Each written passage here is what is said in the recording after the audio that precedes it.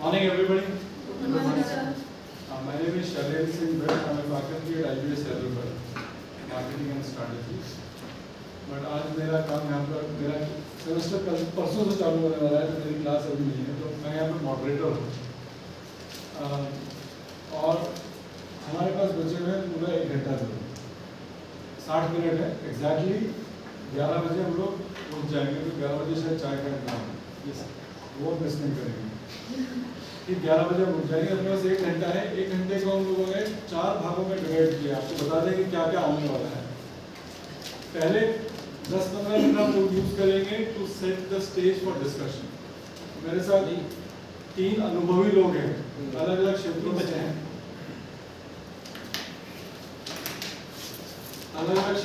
हैं, मेरे सबसे करीब में बैठे हैं तेंजिन भाई बैठे हुए हैं। Tenzin is based out of Dharamshala और काम उन्होंने सब तरफ किया हुआ है, कवि हैं, लेखक हैं, पिक्चर्स फोटोज भी लेते हैं। उनके साथ में बैठे हुए डॉक्टर प्रेम लोखंडी। डॉक्टर प्रेम लोखंडी एक्टिविस्ट रहे हैं, लिखते भी हैं, डॉक्यूमेंट्रीज करते हैं, राज्यसभा टीवी में काम किया है, छात्र राजनीति में भी काम किया है, अदरवाइज राजनीति में भी काम किया है, उत्तराखंड में, दिल्ली में साइंस एंड टेक्नोलॉजी पे काम किया है, साइंस एंड टेक्नोलॉजी को लाइवलीहुड से कैसे जोड़ सकते हैं उस पर काम किया है। साथ में हमारे पास है सुंदरयाल जी। सुंदरयाल जी मल्टी फैसेटेड है, तो से द लीस्ट। दिल्ली आए, पहाड़ से हैं, उत्तराखंड के दूर दराज के गांव से हैं, उतर के दिल्ली तक आए, काम किया, फिर लगा कि अपने क्षेत्र में कुछ काम करना चाहिए, वापस चले गए और फील गुड करके एक संस्था चलाते हैं, चैरिटेबल ट्रस्ट चलाते हैं उत्तराखंड के गांव में, ताकि बच्चों को प्रेरणा दी जा सके। खुद का अपना एक ऑर्गेनिक नेचुरल फार्मिंग का काम है, इस तरह काफ़ी काम है। ये बड़ा शॉर्ट इंट्रोडक्शन है। मैं चाहूँगा कि हमारे पैनल मेंबर्स जो अपने ओपनिंग कमेंट्स दें उसमें अपना एक डिटेल्ड इंट्रोडक्शन भी दें अकॉर्डिंग टू द थीम। हमारी थीम है migration as a livelihood strategy. Migration as a livelihood strategy. Usually livelihood और माइग्रेशन कनेक्टेड है, पर क्या माइग्रेशन करना ही कुछ लोगों के लिए लाइवलीहुड की स्ट्रैटेजी हो सकती है, उस विषय पर हमारी चर्चा है। ठीक है, हमारे पास एक प्रेजेंटेशन है, तो हम चाहेंगे कि पहले वो हो जाए ताकि ये स्क्रीन बंद हो जाएगी हमारी, फिर हम लोग आपस में बात करते रहेंगे। So I'll request Tenjin to make a very small presentation, also introduce his work and the relevance of his work to today's theme. Tenjin, over to you. नमस्ते, मेरा नाम तेंजिन सुमू है। मैं एक टिबेटन राइटर हूँ और लेखक यहीं धर्मशाला में रहता हूँ। और आज की विषय में मैं बात जो रखना चाहूँ वो अंग्रेज़ी में बोलूँगा, क्योंकि उससे शायद कॉन्वर्सेशन ज़्यादा अच्छा रहेगा। So I'm a Tibetan refugee living here. So when I say Tibetan refugee, legally we are not refugees. Legally, in India, no one is a refugee. Legally, because India is one citizenship country, and India is not signatory to refugee protocol or convention, to international treaties with which certain countries can practice refugee law, and India is not signatory, so therefore no one is legally a refugee. But we call ourselves refugees because we have lost the independence of Tibet. China invaded Tibet in 1949, and since 1959, Tibetans have been living in India as refugees. So sentimentally, we call ourselves refugees. So therefore, legally, we are foreigners living in India. So we do not have, for example, passport, we do not have voter card, we cannot vote in India, we cannot own properties. Whatever you see in Dharamshala, Makrotganj, these are pieces of land leased to Tibetans for a period of 99 years. And either we finish the freedom struggle, we return to Tibet, or that 99 years can be extended for another whatever period. So that's how we are living in India. So we are legally foreigners living in India. Although I'm born in India. Now see, this is the second generation. My parents came from Tibet. They have memory of Tibet. अब हम जो है India में पैदा, हम पैदाशी refugee, दिखने सुंदरता वो है, हम पैदा से हमने कुछ नहीं किया, हमने कहीं से भागे नहीं आए और हम कहीं जाना भी नहीं है, लेकिन हम पैदाशी रेफ्यूजी। लेकिन हमारे बीच में क्या है कि एक संघर्ष चल रहा है, आज़ादी की एक उम्मीद है, हम उसी उम्मीद पे टिके हैं और हम चाहते हैं, हमारा उम्मीद ये है कि one day we will be able to return to that. So I'm going to tell that brief story because many people may not know. Tibet overall is such a big country. It's 2.5 million square kilometers of land. When we say India is 3.2 million square kilometers of land, and Tibet is 2.5. So you see, Tibet is that big, but that entire big country is under Chinese occupation today. And you will see in the map where India, Tibet, Nepal, Bhutan, all of it. And this is the country of the Himalayas. This is the country of Mount Kailash. Kailash Mansarovar जो हर भारत के सोच में है, उनकी श्रद्धा में है, वो तिब्बत में है. This is the capital building of Tibet, Potala Palace. We used to have our own army, our own national flag, our own police. We used to have the borders with India and China to the east. And then later China invaded Tibet in 1949. So this is how it happened. And then in 1959 को Dalai Lama जी तिब्बत छोड़ के भारत आना.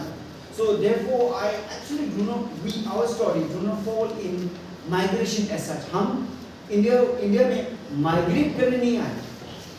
हम अपना देश का आज़ादी खोए और कुछ सालों के लिए ताकि हम वापस जा सकें, उसके लिए शरण लेने आए थे.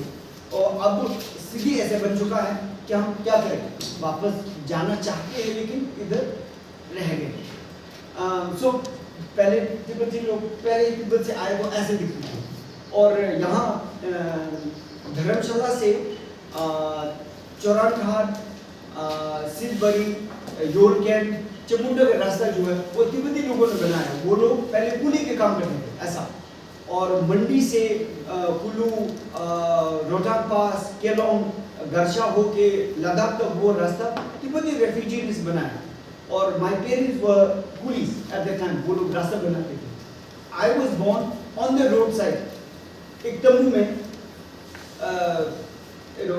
I was born in a tent on the roadside like that.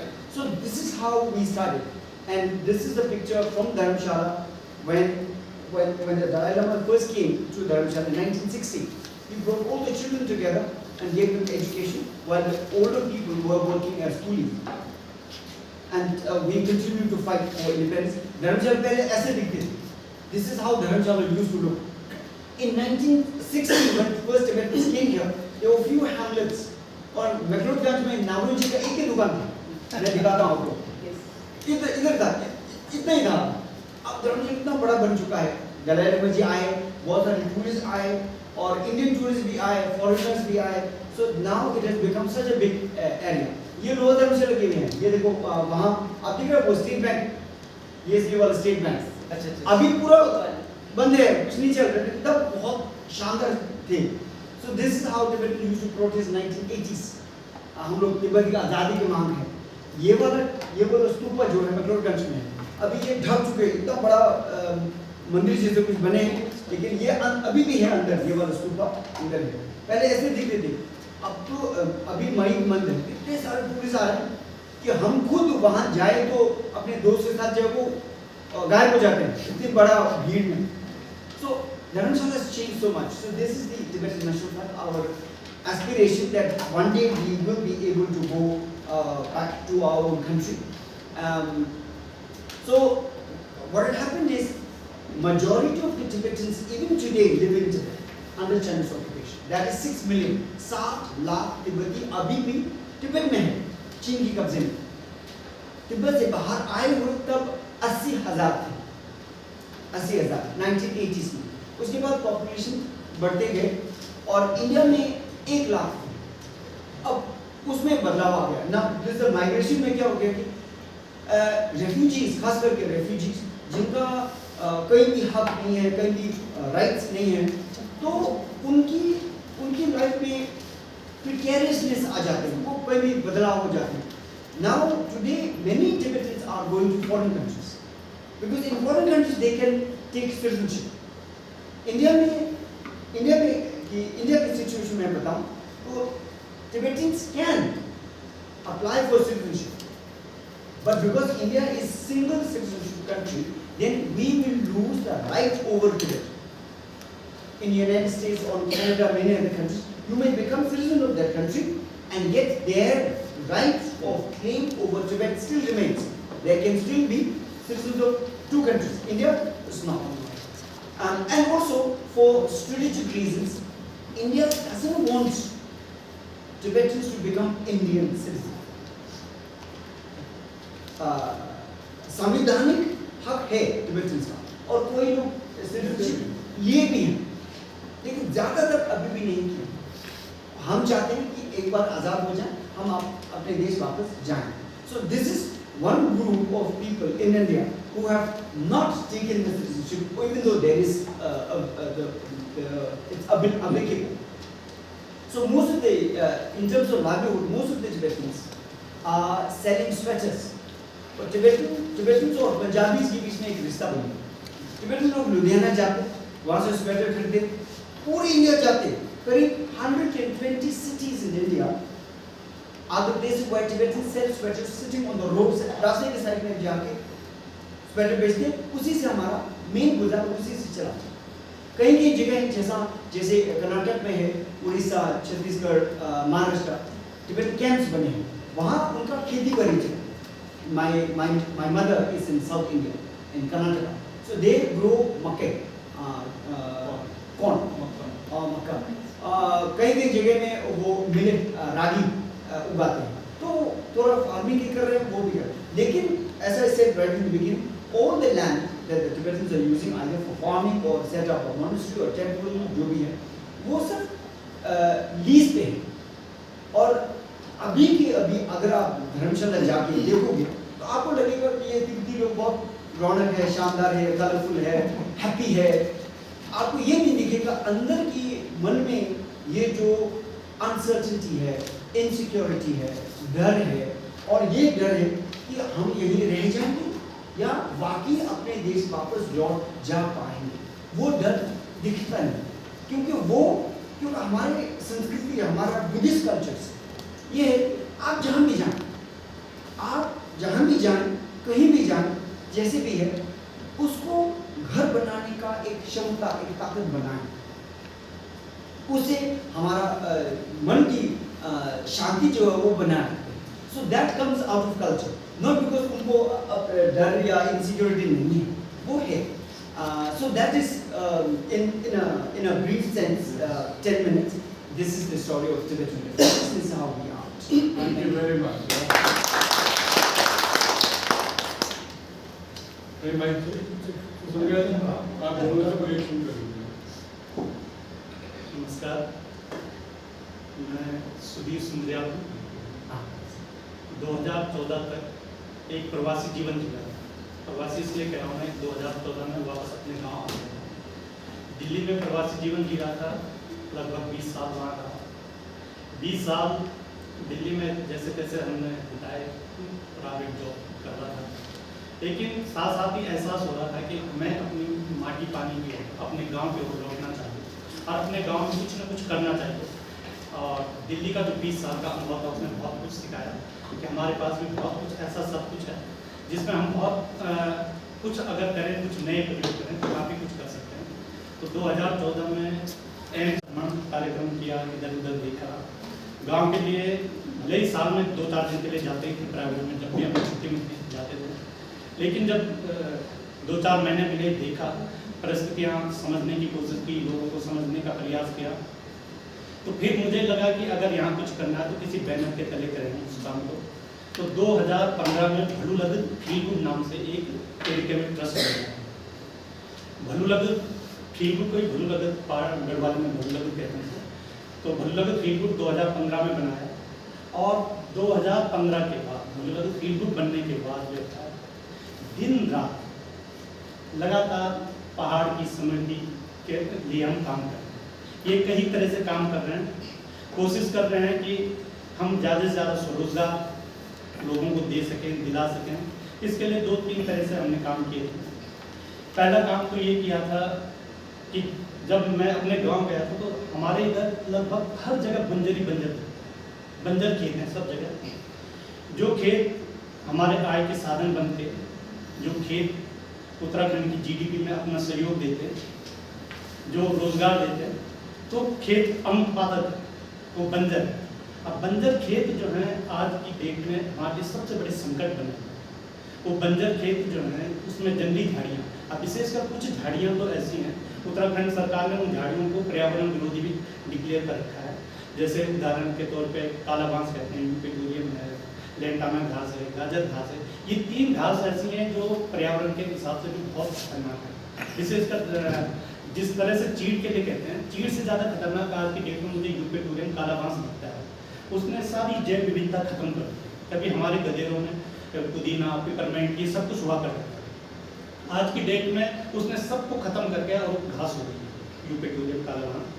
बल्कि वो घास ऐसी है, पत्थर में थोड़ा सा एक बूंद पानी में रहे, थोड़ी सी नमी भी जहाँ पे होती है वो घास उग जाती है। और वो घास ना तो चारे के काम आती है ना किसी और काम आती है। तो आजकल वो हमारे यहाँ दूलदार, सुअर वगैरह बहुत हो गए हैं, उनके लिए ऐसगाह बनी बड़ी सॉफ्ट होती है, वो उसमें होते हैं जहाँ वो घास होती है वहाँ नमी होती है। इस तरह की कई घासें उगाई हैं जो हमारे लिए जो ज़्यादातर बंजर खेतों में ही उगी है। तो ये संकट जो है आज की डेट में जंगली जानवर को ये पता नहीं है कि ग्रामीण बस्ती कौन सी है और जंगल का, तो हमारे घरों तक आ रहा है। बल्कि मेरे साथ 2 बार ऐसी घटनाएं हो गई हैं। एक बार जंगली सुअर ने मुझे मार दिया, मार कर मेरे बहुत जोर से आया और मेरे पैर पे उसने वो कर दिया था, हिट कर दिया। तो 3 महीने बिस्तर पे रहा, फिर खड़ा हो गया था। 2021 की बात है कि बड़ी इलायची पे भी काम कर रहा हूँ मैं। तो बड़ी इलायची में हमारे गांव की एक चाची थी, वो मेरे खेत में काम कर रही थी। तो 10 जून को जो है गुलदार आया, गुलदार पकड़ के उन्हें दे गया, उन्हें मार दिया। तो ये सारी घटनाएं हो रही हैं। तो ये सारी घटनाएं इस वजह से हो रही हैं कि बहुत तेजी से जो है बंजर और खेत जो है बंजर हो गया। उन बंजरों में ऐसी झाड़ियाँ, ऐसा सब कुछ हो गया है कि जंगली जानवर को कोई पता नहीं चल पा रहा। अब वैसे भी यहाँ भी पता नहीं, यहाँ हिमाचल का मुझे पता नहीं है, उत्तराखंड जो है साल में 3-4 बार जलता ही है, आग लगती ही लगती है। जंगल से लेके वहाँ एक पता नहीं क्या फैशन है, हर जगह आग लगती है। तो उस आग लगने का कारण कई कारण हैं, लेकिन उससे क्या हो रहा है कि जंगल जल रहा है, लोग उनके अपने घरों के आसपास आग लगाते हैं, वो जलते हैं। तो जहाँ भी छोटे छोटे गदेरे हैं, जहाँ नमी है, वहाँ की घास हमेशा हरी रहती है, तो वहाँ सब जंगली जानवर आते हैं। तो मैंने यहाँ से ये सोचा कि मैं अपने यहाँ से गुलदार को भगाने के लिए, तेंदुए को भगाने के लिए आग लगा दूँ कि ताकि वो दिख जाए, यहाँ से भाग जाए। लेकिन हर आदमी यही सोच रहा है, तो फिर और नज़दीक आ जाता है। बल्कि पलायन के कारण जो आज घर उजड़े हुए हैं, उन घरों में कई बार सुअर के बच्चे, गुलदार के बच्चे ये दिखने लगते हैं। तो हमने सबसे बड़ा मिशन, सबसे कठिन यही था कि इन बंजर खेतों को आबाद करें।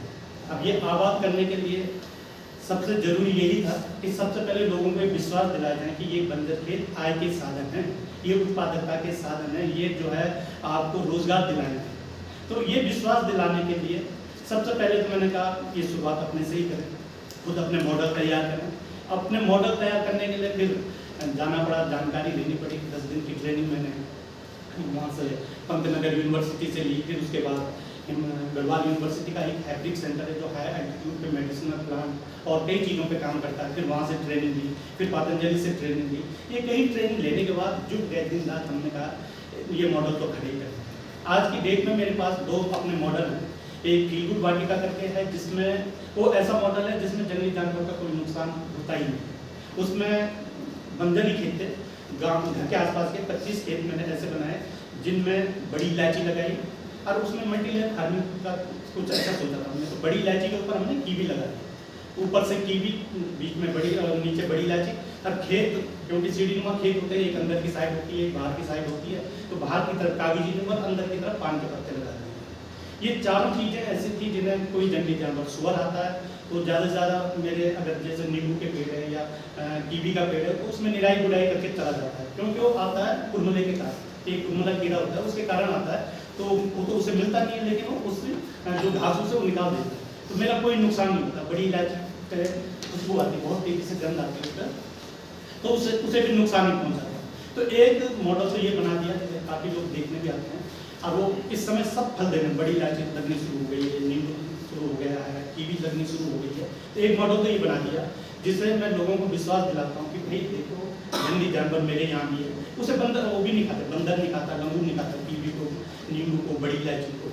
तो लोगों को विश्वास दिलाने के लिए देखो कि बिना घेर बार के भी ये मॉडल तैयार किए जा सकते हैं। और ये मैंने कुछ जगह बनाए, इनमें से नींबू को भी बहुत ज़्यादा धूप की जरूरत नहीं होती, और बड़ी इलायची, पान के पत्ते और कीवी के लिए जितनी ज़्यादा छाँव उतना ज़्यादा अच्छा। तो वहाँ बड़े बड़े खरीद, हमारे यहाँ खरीद होता है, बड़े बड़े पेड़ होते हैं उसके, लोग काटने के लिए तैयार नहीं थे, उसकी छाँव थी। तो लोगों ने छाँव की वजह से, क्योंकि लोग सोचते हैं कि छाँव में कुछ होता नहीं है, तो तब ये फसल ढूंढनी पड़ी मुझे कि बड़ी इलायची की ये छाँव का ही पेड़ पौधे हैं, तो तब ये लगा दिए थे। तो इनका उत्पादन मिलने लगा है, लोग उससे काफ़ी प्रेरित हो रहे हैं कि बिना भीड़ भाड़ के, जहाँ कुछ नहीं हो सकता था वहाँ ये सब चीज़ें होती हैं। ये चीज़ें जो है काफ़ी महंगी हैं। बड़ी इलायची का रेट मुझे लग रहा है अभी जो है कम से कम 700-800 या 1000 रुपये के आसपास होगा। कीवी भी अच्छा रेट देती है, नींबू भी, पान के पत्ते भी, सब कुछ इनका अच्छा है। दूसरा मैंने उम्मीद समन्वित कृषि बागवानी केंद्र करके बनाई थी। वहाँ पे हमारे यहाँ नाली कहते हैं, 80-90 नाली है, लगभग 35-40 बीघा समझिए, वहाँ पे बनाई। तो वहाँ पे जो है मैं अपने साथ कुछ ये प्रयोग भी कर रहा हूँ कि मैं जो कुछ भी कर रहा हूँ वो बहुत सारे किसानों के लिए करता हूँ। हमारे साथ काफ़ी संस्थाएं ऐसे जुड़ी हैं, प्रेम जी की संस्था भी है, ड्रीम फाउंडेशन और फ्रेंड्स ऑफ हिमालय, काफ़ी संस्थाएं ऐसी हैं कि जो सहयोग करती हैं। तो आज तक जितने पेड़ मैंने लगाए उससे कई गुना, इस समय तक 15,000 बड़ी इलायची के पौध जगह जगह हम सैकड़ों किसानों को बांट चुके हैं। 10,000 से ज़्यादा फलदार पौध हम पेड़ लोगों को बांट चुके हैं। तो उनमें से कई फलदार पेड़ों पर मैं खुद प्रयोग करता हूँ, अपने यहाँ लगाता हूँ, उनका रिजल्ट देखता हूँ कि इस क्लाइमेट में हो रहा है कि नहीं हो रहा है। अगर हो रहा है तो फिर वो किसानों को वितरित किया जाता है। तो जो उम्मीद समन्वित कृषि बागवानी केंद्र है, वहाँ पे लगभग 35-40 बीघा पे घेर बाड़ बना के, और वहाँ पे दलहन पे और उस पे 400 अलग अलग किस्म के फलदार पेड़ हैं। इस समय मेरे पास जो अपने खुद के पेड़ हैं वो लगभग 800 फलदार पेड़ हैं और कई हज़ार में बड़ी इलायची की पौध। तो 800 फलदार पेड़ों में लगभग मुझे लगा 50-60 किस्म के फल मेरे यहाँ होते हैं। तो इतने किस्म के फल, अब जो जैसे अभी पिछले साल मैंने वहाँ एप्पल बेर लगाया था, शायद जानते होंगे आप सब लोग। एक तो बेर होता है, लेकिन वो ग्राफ्ट करके अब एक नई वेराइटी सेब जैसे इतने बड़े बेर हो गए।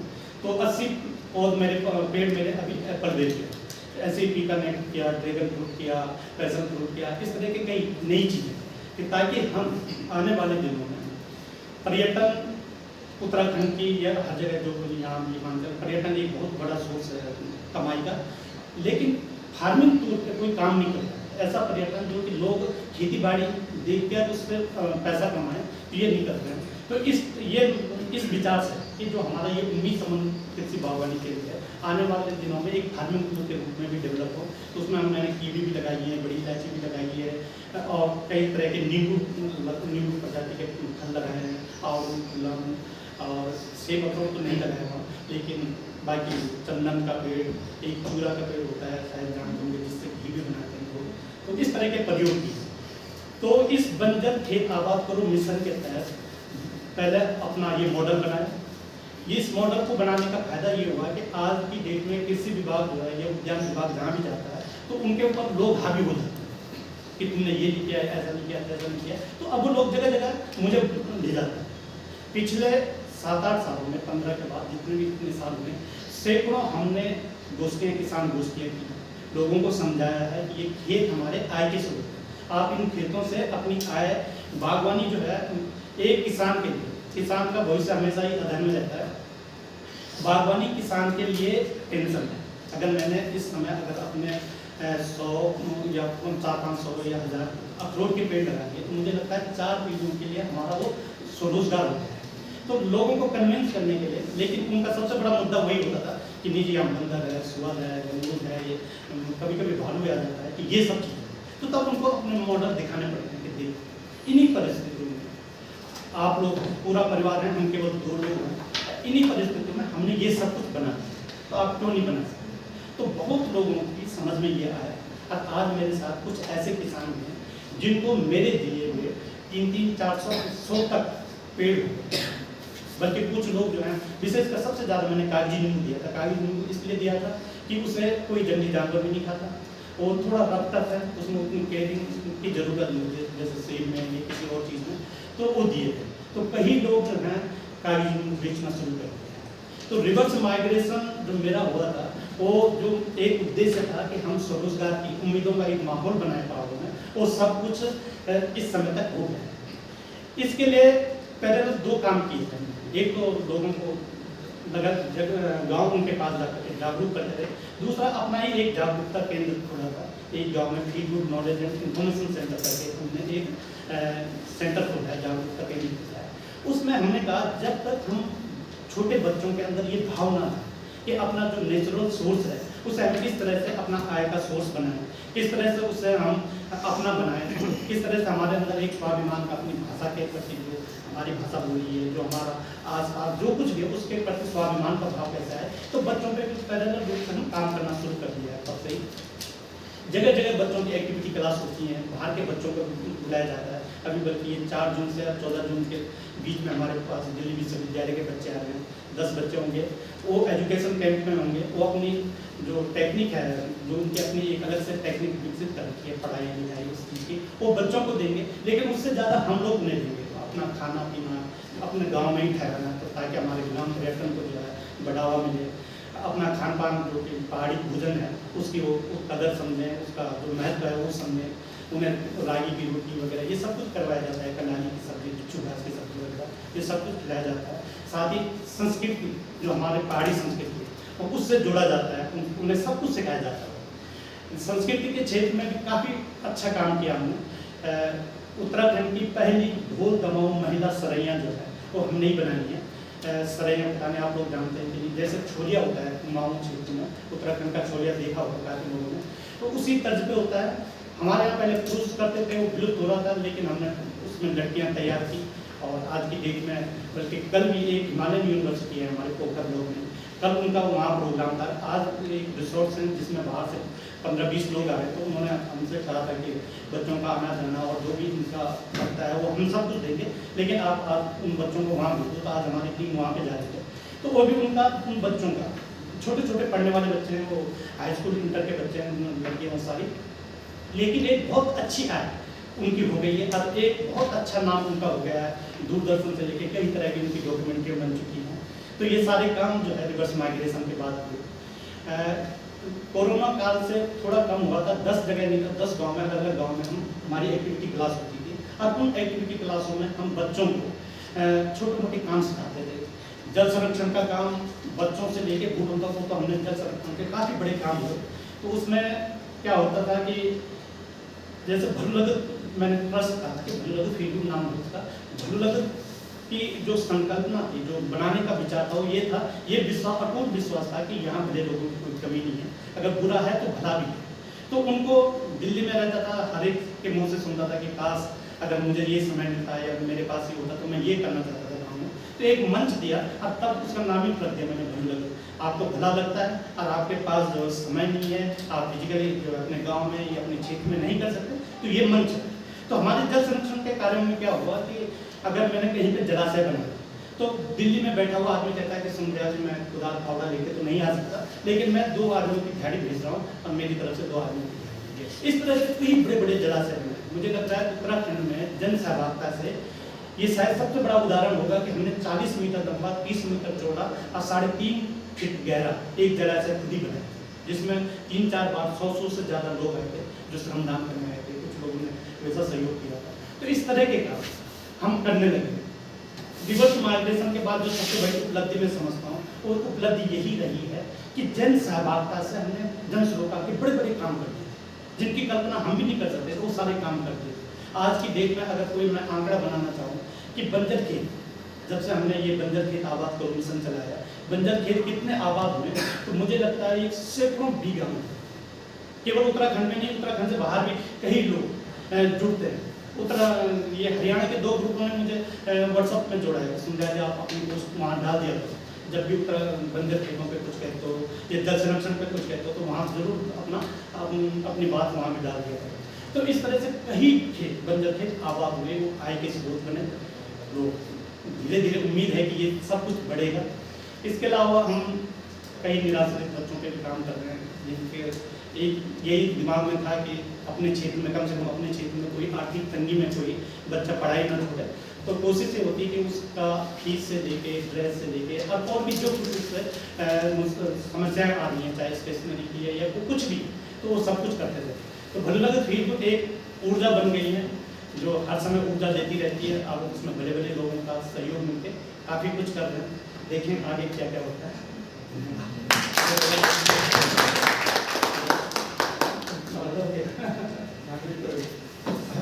आगे भी हम लोग ध्यान रखेंगे उसको। आई थिंक दो तीन चीज़ें बड़ी इंटरेस्टिंग से निकल के आ गई हैं। I am glad that Indian spoke about this whole idea that what migration means and whether migration is forced, जाना चाहते हैं वापस नहीं जाना चाहते, जाना चाहते हैं जा पा रहे हैं कि नहीं जा पा रहे हैं। And Sandhya ji of course has lived that experience. आप आए, नीचे आए, फिर वापस गए और कोशिश कर रहे हैं कि कुछ साधन जुटाया जा सके। ये दो पर्सपेक्टिव जो थे, ये तो individual perspective as a typical migrant who is born in India only, friend and co-compatriot in that sense, but again the feeling of being a migrant is there. And दूसरा एग्जाम्पल है जो internal migration था, उत्तराखंड से दिल्ली गया, दिल्ली से वापस चले गए, वो दो पर्सपेक्टिव आपने सुन लिए हैं। तीसरा पर्सपेक्टिव डॉक्टर प्रेम गोखंडी हमारे साथ हैं। Doctor Prem Gokhandi like I said has worked on policy issues.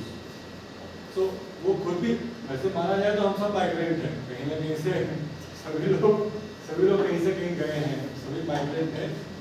But Dr. Gokhandi is going to, I would request him to speak on the policy part of migration as a livelihood strategy. Migration and livelihood का क्या connections है, reverse migration के क्या मायने हो रहे हैं, across country migration कैसा है, Dr. Prem Gokhandi।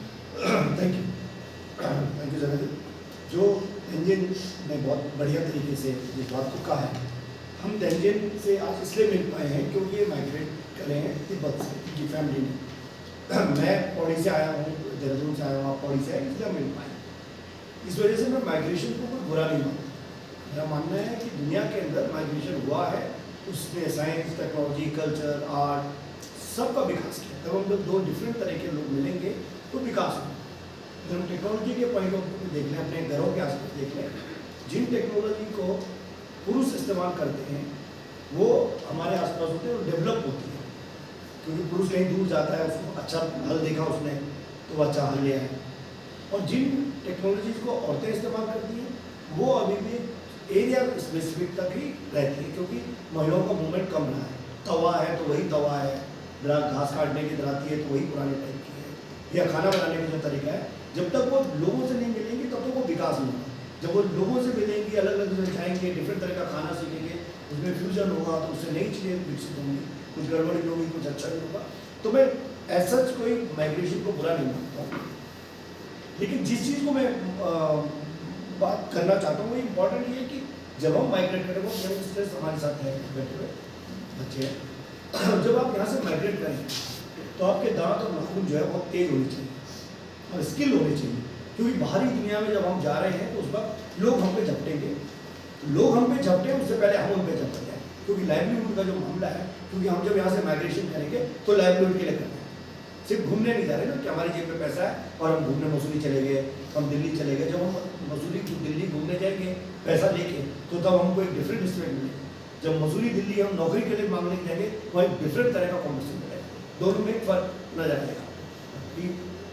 इसलिए माइग्रेशन को मैं ऐसा कोई बुरा नहीं। एक हिमालयन स्टेट से, खासकर हमारे उत्तराखंड से, आपके यहाँ उतनी बुरी स्थिति नहीं है जितनी बुरी स्थिति हमारे यहाँ पिछले 200 सालों से लगभग मान के चलिए कि 1785 के आसपास में गोरखा का एंट्री होती है, काली गंगा पार करके, नेपाल पार करके वो इंडिया की तरफ आता है और से लेके कांगड़ा तक पूरा गढ़वाल कुमाऊं को जीतते हुए, गढ़वाल का सिर्फ एक छोटा सा पोर्शन है जिसको टेहरी हम कहते हैं, टेहरी को छोड़ दिया जाए तो नीचे नीचे वो कांगड़ा तक आके युद्ध जीतते सारे एरिया को उसने अपने कब्जे में ले लिया। इसलिए बीच में जब एक ग्रेटर हिमालयन स्टेट की बात होती है तो वही स्टेट की बात होती है जो गोरखा ने जीता।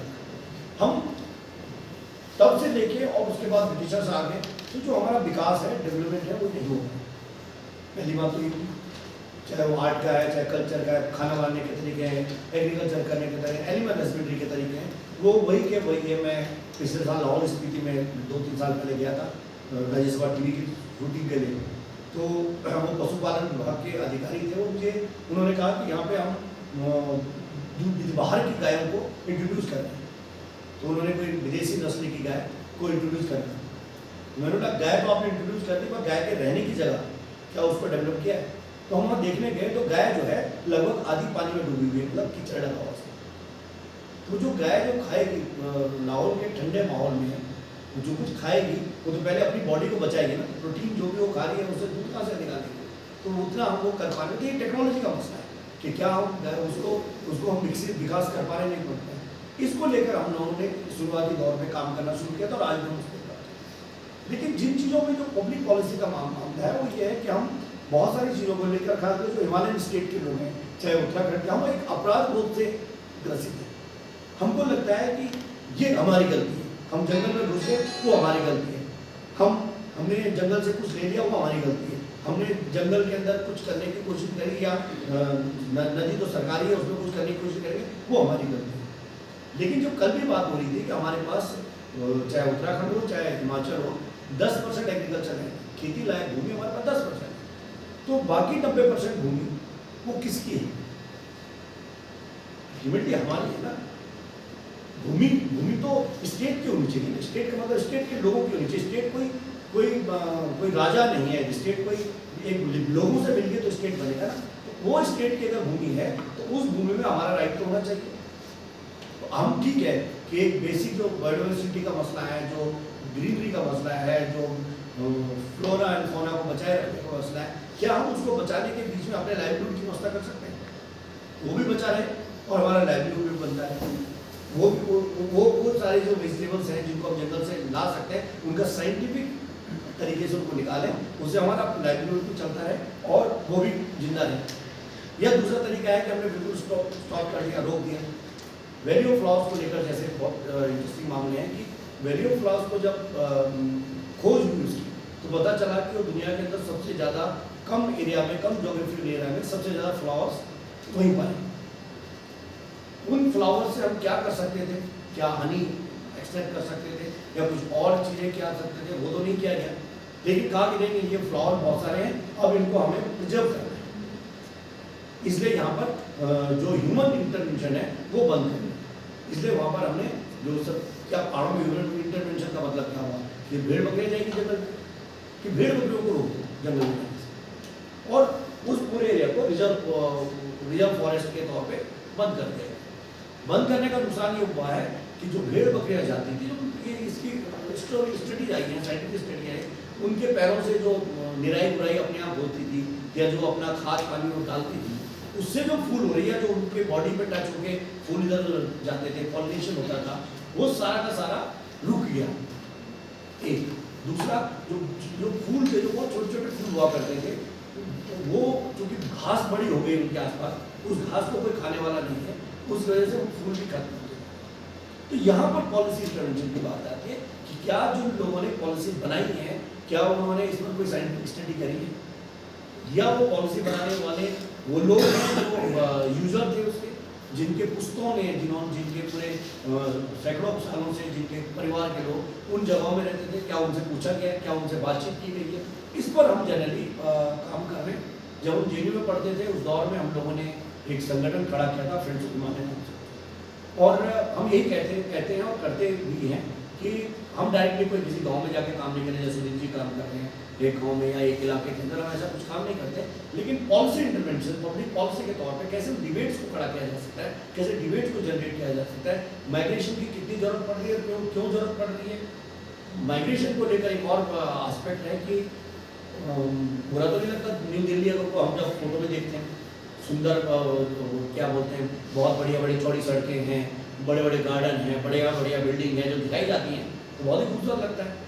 लेकिन एक्चुअल में जब आप जाके पूछोगे कि उत्तराखंड और हिमाचल के लोग रह कहाँ हैं, तो बदरपुर, खिचड़ीपुर, खानपुर, जिन गलियों में और जिन स्लम्स में हो रहे हैं और जिन इन ह्यूमन कंडीशन में हो रहे हैं, वो अपने आप में एक दर्दनाक मामला है। अभी थोड़ी देर पहले जोगिंदर वालिया जी आए थे, उनसे मुलाकात की जाती है, मंडी के रहने वाले हैं। ये जो भाखड़ा नंगल बांध से जो लोग जिनको रिहेबिलिटेट किया गया था, यहाँ से हटाया गया था, वो उनको कहाँ राजस्थान में जगह मिली, आज तक वो जगह उनको वहाँ पे कब्जा नहीं मिला जमीनों का। 60 साल हो गए, मुझे लग रहा है बांध की जो लाइफ थी वो शायद खत्म होने वाली है, बांध में सीट इतनी भर चुकी है, लेकिन उन लोगों को आज तक कब्जा नहीं मिला। जिन लोगों को मंडी के आसपास में थोड़ी बहुत जगह मिली थी, अब खबर आई है कि वहाँ हेलीपैड बनने वाला है, तो एयरपोर्ट बनने वाला है। ये पॉलिसी के मसले हैं कि क्या मतलब वो भी जरूरी है, ऐसा नहीं है कि वो जरूरी नहीं है, उसकी भी इम्पोर्टेंस है कि एक एयरपोर्ट होना चाहिए, उसकी इम्पोर्टेंस है, लेकिन क्या एयरपोर्ट जो लोग वहाँ पर रह रहे हैं क्या उनको भगाकर या उनकी छाती के ऊपर हवाई जहाज उतार कर ही गुजारा चलेगा, या कुछ ऐसा किया जा सकता है कि वो भी रहें, एयरपोर्ट भी आ जाए, बाहर का टूरिस्ट भी आ जाए, और टूरिस्ट को कितना आए, और ऐसा ना हो कि हम माइग्रेट, हमको यहाँ से माइग्रेट करा दिया जाए, हम यहाँ से माइग्रेट हो जाए लाइवलीहुड की मजबूरियों के कारण। माइग्रेशन को लाइवलीहुड के तौर पे यूज कर रहे हैं कि कुछ लोग माइग्रेट करके आए, हमने एक बिल्डिंग बना दी है, उसके अंदर लेबर के लिए कॉलोनी बना दी है, उससे किराया आ रहा है, वो एक दूसरा एस्पेक्ट। अब एक एस्पेक्ट ये है कि हम अपने लाइवलीहुड के लिए छोटी मोटी नौकरियों के लिए 8,000, 10,000, 15,000 के लिए दिल्ली में या बद्दी में या चंडीगढ़ में जा रहे हैं, वहाँ पर हम परेशान हो रहे हैं, इस पर हम जनरली काम कर रहे हैं। और आगे मेरे ख्याल से Thank you. So this was basically the first round. We took a lot of time, but I think we got a lot of perspective about three things. First thing was from a typical migrant point of view. Second, as a reverse migrant, and third, from a public policy point of view, especially as both a stakeholder as well as an outsider. भाई का है कि वो क्योंकि उत्तराखंड से हैं और खुद भी माइग्रेंट है, एक पर्सपेक्टिव वो भी है, but public policy point of as a scholar उनका पर्सपेक्टिव है। जो हम लोगों ने पहले चर्चा की थी आप लोगों के आने से पहले कि हम इसको कैसे स्ट्रक्चर करेंगे, तो जो मेरा दूसरा सवाल इसके अंदर था, आप तीनों के लिए है वो सवाल, वो ये है कि आप जैसे कैपिटल की बात करेंगे, माइग्रेंट्स की बात करेंगे, तो कैपिटल्स जब माइग्रेट होकर जा रहे हैं तो इस लाइवलीहुड और उनके माइग्रेशन में क्या रिलेशनशिप आप देखते हैं? You could talk about specific instances और case studies, these could be individual cases. You could take one person's example, say this person has migrated for livelihood, और क्या उसका मतलब क्या इम्पैक्ट आपको दिखा है या क्या उनकी लाइफ ट्रैजेक्टरीज रही हैं, उस बारे में talk about that part. You could take your own example as well, or you could take somebody else's case study. When Tibetan refugees first came to India, they were having this dream that they were going to go back to Tibet very soon. And some of them would be rehabilitated to Karnataka. उन्होंने बोला कि हम coconut नहीं उगाएंगे, वो बहुत परसों समय लग जाता है, तब तक हम वापस जा चुके हैं। ये I can feel the pain there, because अपने को नारियल तो 10 साल में देगा, फिर अपने तो 3 साल में जाने वाले, 2 साल में जाने वाले. तो you see, although we are speaking on a panel on migration, we describe ourselves as refugees and we are exiles. Exactly. We wouldn't like to call ourselves migrants. हम इंडिया आने का मकसद जो है वो यहाँ क्योंकि कुछ जॉब अपॉर्चुनिटीज़ के लिए, पैसे ज़्यादा बनाने के लिए या जगह चेंज करने के लिए इसलिए नहीं है. हम यहाँ पॉलिटिकल रीजंस के लिए we came to India as refugees, and our ultimate dream is still to return to Tibet, and that's why today in India there are 70,000 Tibetan refugees living in India, and most of them have not taken citizenship. Look at the motivation of the people, that if they really wanted to settle down, they would have firstly taken the citizenship. They would have then started to buy land and settle down. So this is the case of being refugees and still sticking on to this goal that one day we will return to our own country. So therefore, the nature of people's livelihood is always, even today, is very temporary. Buying sweaters from Ludhiana and selling, which is 1 winter's time. सितंबर से यहाँ आ जाते, sweater खरीदते, parcel करते थे अलग अलग जगह में, केरला में, नॉर्थ ईस्ट में, राजस्थान में, गुजरात में, मध्य प्रदेश में, छत्तीसगढ़ में, महाराष्ट्र में अलग अलग जगह। And then from the month of October, November, December, January, February में हमारा टिबेटन न्यू ईयर आ जाते हैं, तो लोग अपने रेफ्यूजी कैंप्स में अलग चले जाते हैं। So from here in Dharamshala we run the Tibetan government exam, His Holiness the Dalai Lama is also here. So Dharamshala, in and around Dharamshala there are about 15,000 Tibetans. Himachal is one place where there are one of the largest number of Tibetan refugees living here. Gulu, Mandi, Sundarnagar, Manali, Dalhousie, Bir Chauntara, Solan, Sirmaur, Potter Sahib, then Uttarakhand, maybe Dehradun, Mussoorie, alag jagah mein hai. So Himachal has about 20 to 22,000 Tibetans. About 30,000 Tibetans live in Karnataka, because that's right in the beginning when Nehruji called all these chief ministers together and requested them to rehabilitate Tibetan refugees. Karnataka Chief Minister Nijay Lingappa was the one who said, "आप बाकी Tibetans कहीं भी बसाना है बसाओ, बाकी जितने भी बचा है." He said, "I'm happy to take it." So 4 major refugee camps were set up in Karnataka. So therefore today one of the most successful refugee camps are in Karnataka. अब उसमें क्या होता है कि जहाँ भी Tibetans हैं उन्हीं एरिया के आसपास जितने भी लोकल इंडियंस हैं उनकी बहुत ही अच्छा विकास हो गया है। I remember when I was in Kollegal Tibetan refugee camp in Karnataka, हमारे आसपास जो इंडियंस लोग थे वो लोग ट्राइबल्स जंगल में रहते थे, उनको लंगोटे होते थे और चूहा मार के जीवन जीते थे। I had seen people living that. Today we work hand in hand. वो लोग हमारे खेती में काम आने थे और कभी कभी हमारे खेती में उनका अपना योगदान करके वो खुद उगाते थे।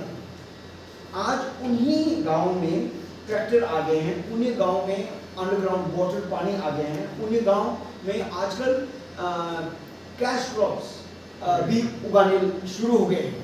तो you see there is mutual benefit of how local Tibetans who came all the way from the Tibet, they settled down and they worked together so well. So these are interesting cases of how local Indians and Tibetans started to live together. And also I have a question here. I think आप लोग दोनों इस पे बात कीजिएगा. But so tell us about this livelihood issue. So how many of them would get into, let's say, services business, and how many of them would stick to, let's say, something like agriculture? And are there people who have set up their own manufacturing? So how many of them, let's say, in terms of livelihood? Right. I understand. I understand the perspective of being temporary. That nobody is putting down roots, but agriculture is putting down roots. Setting up a factory is putting down roots. Is that happening among So one of the good things that government of India has done is that there is a sense of permanence because of the land on lease. Okay. So you have a land which is not yours, but you know that for at least for 99 years it's yours. So you don't own it, but you can make use of it. So in that way, not only farming, service businesses, hotels, guest houses, dharmshalas, Tibetans are running, and also cultural houses. Many Tibetans are good in their handicrafts. So they are making carpets, Tibetan handicrafts they are selling. So this is another source of income. And another thing is services. We run NGOs, we run schools, hospitals. It varies in the places in 43 small pockets of Tibetan communities all over India. So these are the places where they make their livelihood. And now the important thing is also we see that not every Tibetan is willing to say that we are here temporarily. But many Tibetans have in the recent times immigrated to Europe and America. And that now this is an issue of migration. Now they are looking for opportunities, job opportunities, more economic opportunities in different other countries where they can become citizens of those countries. At the same time continue to preserve their culture and hope of returning to Tibet. So you see, all these issues are there. Now, in terms of research in the Tibetan community, I've seen a number of Indian students are taking interest in the changing scenario of Tibetans as a community. Because here is one case of 64 years in India where starting from shedding of their old Tibetan clothes, sheepskin clothes, वो निकाल के Indian clothing, jeans और कुर्ता पजामा पहन के वहाँ से शुरू करके democracy तक बहुत कुछ बदलाव आए हैं. So it's a very interesting place for research, writing, and बहुत MPhil, PhD dissertations भी आ रहे हैं, thesis भी आ रहे हैं. So many in terms of food देखो, अभी पूरी इंडिया में मोमोज फैले हुए हैं. और कितने लोगों ने लाया? This is your contribution. पूरे इंडिया में फैले हुए हैं. But मोमोज ऐसे पहले नहीं थे. तिब्बत में पहले मोमोज का मटन ही था. अब यहाँ आलू आ गए हैं, गोभी आ गए हैं, क्या नहीं आ गए. So you see all this, you know, a lot of innovations and changes also happen. So if someone actually does a research on momos alone, would be an interesting place कि कहाँ से शुरू हुआ और how did it actually make appeal to Indian parliament.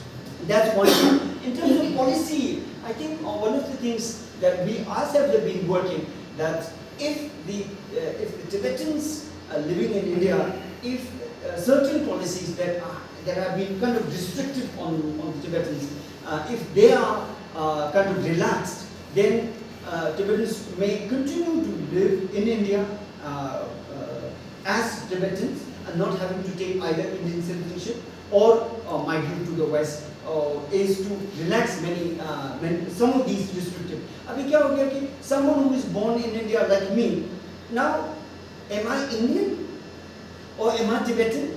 If I'm Tibetan, then what is my country? There is no Tibet country, and I'm definitely not Chinese either culturally or politically, and because I'm not a citizen of this country, I'm not even Indian. तो मेरा passion क्या हो गया? I'm stateless. So therefore, it is important. I would, in terms of policy, advocacy, it is important for government of India to relax certain restrictions. For example, अभी बहुत सख्ती से लागू नहीं करते, लेकिन अगर करना होता, then every Tibetan in a matter of एक महीने से पहले कहीं भी जाना हो तो जाते समय रजिस्टर करना, वापस आते समय रजिस्टर करना. जहाँ भी टिबेटन्स है, कोई भी इंडियन या कोई और भी लोग वहाँ नहीं जा सकते. तो अगर ऐसा रिस्ट्रिक्शन है तो वो लोग क्या बेचेगा और बाहर कैसे जाएगा, और रेस्टोरेंट चला रहे हैं तो बाहर लोग अंदर कैसे आएंगे. So all these restrictions अगर वो रिलैक्स हो जाए, and we would feel more assimilated into mainstream India, and then आज़ादी तो दूर की बात है, लेकिन जब भी हुआ हम अपने देश वापस जा सकते हैं, and at the same time maintain our identity and culture and also the Tibetan identity. Otherwise, these restrictions are making Tibetans difficult to continue to live in India. ऐसा तो ना हो कि ज़्यादा लोग चले गए, जो बचा है वो इंडियन बन गए, तो टिबेटन का कोई पहचान ही नहीं है. This is a big danger. Thank you so much. I think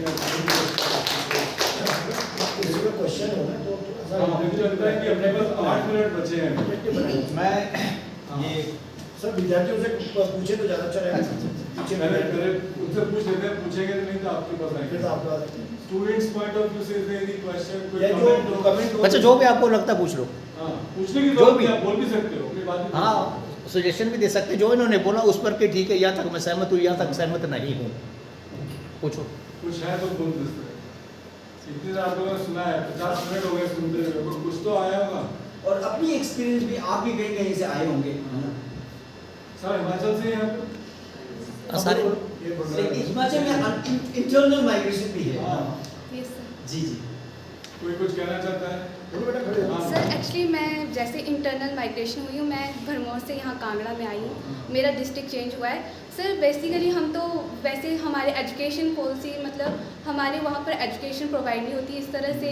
और बच्चे क्या है, हमारी जो स्पेशली गर्ल चाइल्ड होती हैं उनको ऐसा होता है कि 10th तक जहाँ तक हमें नॉर्मली स्कूल मिल जाता है वहाँ तक बस. उसके बाद अगर लड़की को बाहर नहीं भेजा जाता है. एक हमारी मतलब जो सोसाइटी उसमें एक नैरो सोच है कि लड़कियाँ बस इतने ही पढ़ेंगी. उसके बाद स्पेशली मतलब मेरे बहुत ज़्यादा कज़न्स हैं जिनकी मतलब छोटी एज में ही शादी कर दी जाती है. एक तो मतलब मैंने जो ऑब्ज़र्व किया कि हमने माइग्रेशन की एक ठीक है, कुछ हमारी सोच में भी डिफरेंस आया है। हमने बहुत कुछ सीखा है यहाँ आके।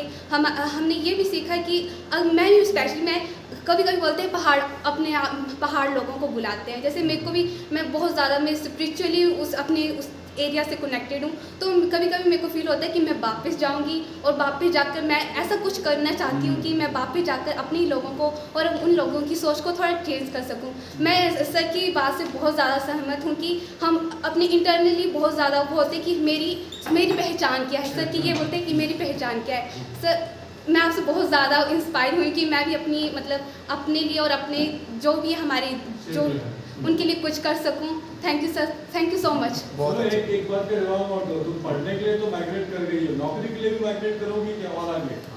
सर क्योंकि लाइवहुड तो सभी का, क्योंकि लाइवहुड तो चाहिए ही, इसके नौकरी के लिए तो माइग्रेट करना ही पड़ेगा। बट ये मेरी एक इंटरनल सोच है कि मैं अपने लिए और अपनी जो क्षेत्र है उसके लिए कुछ काम करूं। मैं जिस चीज़ के लिए मैं आई हूँ, जैसे एजुकेशन, तो मैं अपनी एजुकेशन वहाँ पर ऐसी कुछ डेवलपमेंट करूं कि वहाँ लड़कियों को भी एजुकेशन मिल सके और वहाँ पर मतलब एक छोटा काम शुरू करूं जो बाद में बड़ा काम बड़ी उसकी बड़ी पहचान बन सके। बहुत अच्छा। अच्छा कि आप लोगों के लिए फूड फॉर थॉट है, अगर आप 2-2 मिनट लगा सकते हैं, हमारा समय एकदम खत्म है, 55 हो गए हैं, 5 मिनट बचे और सब कुछ। मैं ये माइग्रेशन जो है वो एक इंडिकेटर है डेवलपमेंट का। हाँ जी। और माइग्रेशन जैसे एजुकेशन के लिए, लाइवलीहुड के लिए, परंतु एक टाइम पर व्यक्ति जब सक्सेसफुल हो जाता है तो वो अपने जहाँ से आया होता है रूट्स वहाँ भी देना चाहता है आपका। मेरा इसमें ये है कि डेमोस्ट्रेशन फैक्ट्स दूसरी चीज़ों से ज़्यादा इफेक्टिवली काम करता है। जैसे मान लेते हैं गवर्नमेंट पॉलिसी है, जैसे आप है एक गांव में 2 या 3 व्यक्ति या कोई सक्सेसफुल कर दिए, उनको देखकर हज़ारों आगे आ सकते तो हैं। बाकी प्रेम जी का जैसे पॉलिसीज़ हैं हमें ये भुगतनी पड़ेंगी। हमारे यहाँ एजुकेशन में रूसा लगा था, बहुत आया फिजिक्स के साथ इकोनॉमिक्स पढ़ी जाएगी, इसके साथ ये पढ़ा जाएगा, 4 कमरे हमारे पास और इसमें कॉमर्स और आर्ट्स चल रहा हूँ। मेरे इकोनॉमिक्स के 28 पेपर हैं, मैं 12 पढ़ाता हूँ अपनी चॉइस के। क्योंकि एक बार हुआ था बच्चे कहने लगे, कुछ 4-5 बच्चे मैं स्टैट पढ़ना, बाकी कहने लगे हम स्टैट नहीं पढ़ पाएंगे। मैंने बोला एक पढ़ाऊँगा, 4-4 में से एक पेपर, ऐसे पेपर गायब हो गए। अब नेशनल एजुकेशन पॉलिसी है वो भी उसी का दूसरा रूप है। बोलने को तो फिर आ जाते हैं हमारे नेता लोग, मंत्री और चीफ मिनिस्टर, प्राइम मिनिस्टर सारे, कि बिशप गुरु बनेगा, बिना टीचर से कोई बिशप गुरु नहीं बनता। ब्यूरोक्रेट्स हमारे को ये नहीं है कि एक पॉलिटिकल साइंस, हिस्ट्री, इकोनॉमिक्स से ज्योग्राफी पढ़ के व्यक्ति IIT वाले बंदे से ज़्यादा लायक हो गया, प्रोफेसरों से ज़्यादा लायक हो गया, डॉक्टरों से ज़्यादा लायक हो गया, IIM वालों से ज़्यादा लायक हो गया, या सिक्योरिटी वालों से ज़्यादा लायक हो गया। ये ऊपर बैठे हैं, ये किसी की बात नहीं सुनते, जितनी मर्जी आप ये करते रहो। तो ऊपर ये जो लेटरल एंट्री का है, ये मुझे कंसेप्ट अच्छा लगा जॉइंट लेवल पर, कि जो व्यक्ति एक्सपर्ट है प्राइवेट सेक्टर में वो उसको इंट्रोड्यूस और वो ये करे। तो जब एक मतलब ये IAS को ये तो है नहीं कि वो डॉक्टरों पर भी पूरी उसके नॉलेज है, हेल्थ सेक्टर का, एजुकेशन का पूरा नॉलेज है, इंडस्ट्री का। तो ये एक हर्डल मुझे ये इनकी ये लगती है। अब एजुकेशन पॉलिसी आ गई है, एजुकेशन से हम डेवलपमेंट लेंगे ना। IIT चला था तो आज हम 38-39 ये जो मल्टीनेशनल कंपनीज MNCs के CEO हैं, ये एजुकेशन से। अभी भी हमारा अगर वर्ल्ड में रेट देखा जाए तो 67-70% IT ये जो सेक्टर में हमारा कंट्रोल है। इवन अमेरिका में तो 90-95% से ज़्यादा है। 50% हमारे scientist, engineer, doctor Europe, America हर जगह है एजुकेशन से। परंतु एजुकेशन में जब टीचर नहीं है तो ये थोड़ा गड़बड़ है। डेमोस्ट्रेशन, ये जो आपका माइग्रेशन, रिवर्स माइग्रेशन को डेमोस्ट्रेशन फैक्ट से ज़्यादा इफेक्टिवली और रेट बढ़ा देगा। माइग्रेशन के बाद एक प्रोसेस फिर चलेगा रिवर्स माइग्रेशन का, तब वो हम रूट्स की तरफ उसे मतलब। हाँ, तो आपने वैसे तीनों का समय चाहिए था, ये थोड़े समय में इतना। Thank you very much. ये लड़की से जो बच्चे ने बोला है, क्या नाम है आपका? स्वाति भारद्वाज। स्वाति भारद्वाज। स्वाति के जो सवाल है, एक सवाल पे थोड़ा और इन्वेस्टिगेशन करने की जरूरत है। लड़कियों को स्कूल में नहीं भेजते हैं, इसमें 2 कंसेप्ट जो जितना मैं पहाड़ी समाज को समझता हूँ कि इतना भी लड़कियों में और लड़कों में डिस्क्रिमिनेशन नहीं है। उस इसमें हो सकता है लड़कियों को आगे इसलिए नहीं भेजे कि सिक्योरिटी का कंसर्न है, यस सर। ठीक है। तो ये इसका मतलब है कि मैं सिक्योरिटी के कंसर्न को कहीं ना कहीं ठीक करना पड़ेगा। हाँ जी। क्या लड़कियों के लिए कितना सिक्योर, ये फिर पॉलिसी से होगा कि क्या पहली बात तो कि कॉलेज और एजुकेशन इंस्टीट्यूट हमारे घर के पास होनी चाहिए, नंबर 1 तो पहला तो होना चाहिए। और अगर घर के पास नहीं है तो जहाँ वो है वहाँ लड़कियों के रहने के लिए सिक्योर जगह होनी चाहिए, यानी कि गर्ल्स हॉस्टल होनी चाहिए। ये दो कंसर्न है और ये पॉलिसी से हो पाएगा। और ये तभी हो पाएगा जब आप जैसे बहुत सारी लड़कियाँ लगातार इस बात को लेकर सवाल पूछेंगी सरकार से कि गर्ल्स हॉस्टल क्यों नहीं है, गर्ल्स हॉस्टल के अंदर फैसिलिटी क्यों नहीं है। क्योंकि मेरे सामने एक ऐसी लड़की का एग्जाम्पल मैं अक्सर देता रहता हूँ, जो हम गाँव के स्कूल में पढ़ते थे और 7वीं के बाद हमारे परिवार की लड़की थी। हम 5 लोग स्कूल में सबसे इंटेलिजेंट हुआ करते थे, उनसे एक लड़की होती। और मैं अभी मान के चलता हूँ, मैं आपसे भी कह रहा था कि वो मुझे लगता है कि हम चारों से ज़्यादा इंटेलिजेंट थी, इसलिए क्योंकि वो बाकी घर के सारे काम करने के बाद ही हमको कम्पीट करती थी और हम 4 तो नहीं करते थे। उनमें से 3 मेरे पिताजी फौजी थे, बाकी 3 के पिताजी टीचर थे। तो मैं मान के चलता हूँ नंबर 1 तो वही थी, नंबर 2 में होता था। टीचर के बच्चे तो बेहतर हो सकते। 7वीं के बाद मुझे दिल्ली जाना पड़ गया और स्कूल 8वीं तक ही था। तो उसकी 8वीं के बाद आगे, क्योंकि अगर मैं स्कूल गया होता तो शायद वो मेरे साथ स्कूल जाती, 9वीं 10वीं में मेरे गांव से हो जाती थी। मैंने स्कूल छोड़ दिया तो उसका छूटना ही था। और उसके बाद उसकी शादी हो गई। उसकी शादी एक ऐसे व्यक्ति से हो गई जो कुछ कमाता धमाता नहीं था। आज वो बेचारी दिल्ली के अंदर सड़क के आस में जो चक्की में औरतें वो कर रही होती हैं, गेहूँ साफ कर रही होती हैं, इस तरह के छोटे छोटे काम जो सबसे इंटेलिजेंट लड़की हुआ करती थी हमारे गाँव की। ये बात मैंने आपको कई बार पहले भी की बात शेयर करी, आज ही नहीं शेयर करूँ। यहाँ पर पॉलिसी इंटरवेंशन का मामला आ जाता है कि कॉलेज अगर है, पहली बात तो कॉलेज होना चाहिए, नंबर 1। कॉलेज नहीं है और कॉलेज सरकार कहती है कि कॉलेज नहीं बना पाए, तो जहाँ कॉलेज बनाया हुआ है क्या वहाँ पर एक हॉस्टल, सफिशिएंट हॉस्टल है या नहीं है लड़कियों के लिए, उसकी व्यवस्था है कि नहीं है, नंबर 2। नंबर 3, अगर हम इक्वालिटी की बात कर रहे हैं तो क्या लड़कियों के लिए जब हॉस्टल में वो रह रही है, ऐसा ना हॉस्टल है लेकिन इतना महंगा है कि माँ बाप कह रहे हैं कहाँ से पढ़ाएंगे इसको, हम इसकी शादी भी करनी है, आगे भी दहेज का भी पैसा चाहिए, तो क्या सरकार का जो हॉस्टल है वो अफोर्डेबल है कि नहीं? पहले तो फ्री में होना चाहिए, जेन्यू टाइप का। जो जेन्यू में हम लोग पढ़ते थे, लोग हमको कहते थे कि 20 रुपये फीस देते थे, मगर तो हमें देने चाहिए 20 रुपये, वो 20 भी नहीं लेने चाहिए सरकार को, क्योंकि सरकार की जिम्मेवारी है ना पढ़ाना। सरकार, इंडिया गवर्नमेंट वेलफेयर स्टेट है, ये कोई लाला की दुकान तो नहीं है जो प्रॉफिट लॉस देखेगी। 20 रुपये दिए तभी तो मेरे जैसे लोग साधारण परिवारों को पढ़ पाए, और पढ़ पाए तो इसके समाज में काम कर नहीं करते तो शायद कुछ गड़बड़ कर रहे हो। तो ये पब्लिक पॉलिसी का मामला है, ये स्टूडेंट्स लेवल पे चर्चाएं होनी चाहिए, स्टूडेंट लेवल पे इन पर बात होनी चाहिए कि आखिर क्यों नहीं है। अगर कोई कहता है कि इसलिए नहीं है कि हमारे पास पैसे नहीं है, तो उनको कहना है कि आप गलती छोड़ दो, जो पैसे की व्यवस्था कर पाएगा वो करेगा, क्योंकि वेलफेयर स्टेट है, वेलफेयर स्टेट है, कल्याणकारी राज्य का कॉन्सेप्ट याद रखना। Thank you. अच्छा एक मिनट कहना चाहेंगे, 1 मिनट। हाँ जी, हाँ जी, लास्ट 1 ही मिनट है पर मैं सब लोगों से यही कहना चाह रहा हूँ, हमारा एक विश्वास है कि कैरी की सब कुछ करने से सब कुछ होता है। उस विश्वास के साथ एक मंत्र है कि लगे हम, न इधर की न उधर की, जो सोच लिया है उस पर लगे हुए हैं। स्वरोजगार के लिए काम कर रहे थे, तो कोरोना काल में भाई साहब यहाँ पे बैठे हुए हैं, हमने भलू लगत अपना रोजगार करके, अपना रोजगार अच्छा लगता है, हिंदी में है लेकिन टाइटल उसका गढ़वाली में दिया था, एक किताब लिखी और आज तक सैकड़ों जो युवा वापस आए थे कोरोना काल में, उनको हमने निःशुल्क दी। सचिन जी की किताब दी तो लग्या छोका इस मंत्र से पूरा नहीं जब आप पढ़ाई कर रहे हैं तो पढ़ाई में बस पूरे जो जिस काम में है, ना इधर की सुने ना उधर की सुने, लगे रहे वो लगे रहे। Thank you very much to all the 3 panelists. It was, I think, very enlightening and very enriching, and we will continue this dialogue. Sir, आपका कुछ बचाव का आना 10 sir. Thank you very much, sir. अब मैं